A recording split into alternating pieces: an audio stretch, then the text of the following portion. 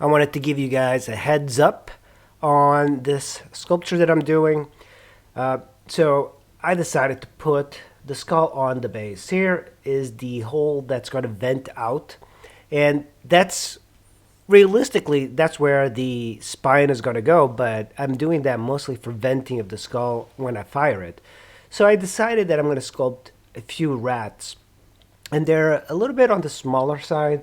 I was considering mice, but mice would be half the size of what I have. I think a small rat might be a small mouse might be a little bit difficult, so I decided to go with two rats because it gives a little bit more interest, and the anatomy of a rat is kind of interesting. The fact that rats are very social and playful make it a little bit more interesting to sculpt. So the idea is that you have a rat looking up at another rat on top of the skull, and the skull is not done, but having another thing on a skull kind of hides some of the things I don't have to do. The skull shape on top is not perfect, but that's okay because one of my rats is going to hide that. So the idea is one rat's kind of staring at another one. This, of course, it went from a very basic, just doing an anatomical skull to doing the anatomical skull and doing the anatomy of rats and looking up more reference for rats. In previous videos, I have sculpted rats quite a bit. So I sculpted one on a nude sculpture and another one on a plague doctor sculpture. And so it seems to be kind of a theme that I like. I do like rats in general. They're very fascinating creatures, very social, but yet we find them to be quite disgusting. So I kind of find it interesting that it would have two rats on a skull because when you die, it doesn't really matter what happens. There is a theme of having a skull with a crown, and then I think it's an owl next to it.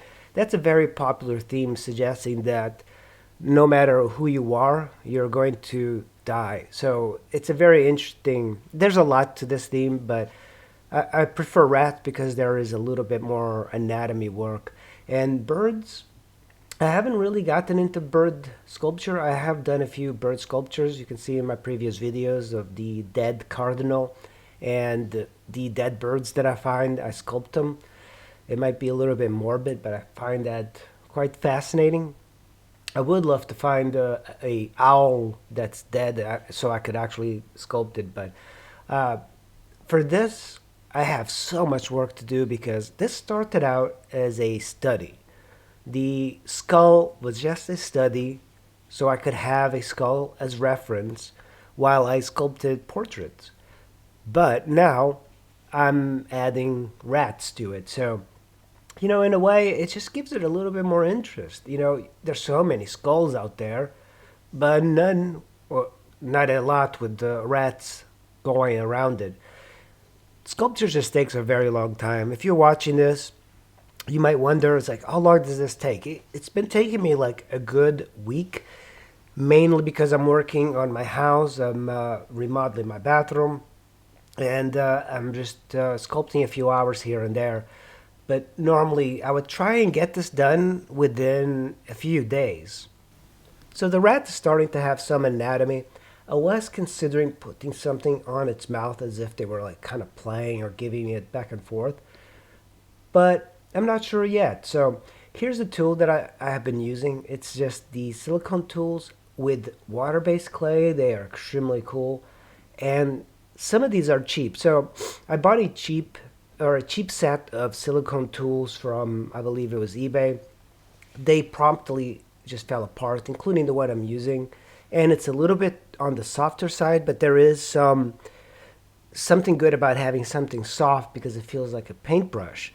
And then I bought a silicone tool from a local art store here called Creative Clay in Alexandria, Virginia, and that was like $7, $8. And I usually don't buy stuff that expensive, but it's a much better tool, and I like using it quite a bit. But there's very limited amounts of shapes for those type of tools because they're mostly like a ceramic pot making tool.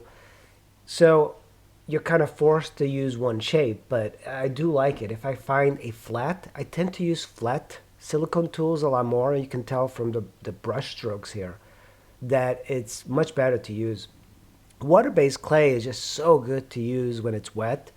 This one has got grog, so it's a little bit different than generally the clay that you might get that's got more elasticity, but the grog, if you use grog, you'll feel it. There's like these little particles that feel almost like sand, but it's a way of helping firing when you put it in the kiln, so the chances of things breaking are less.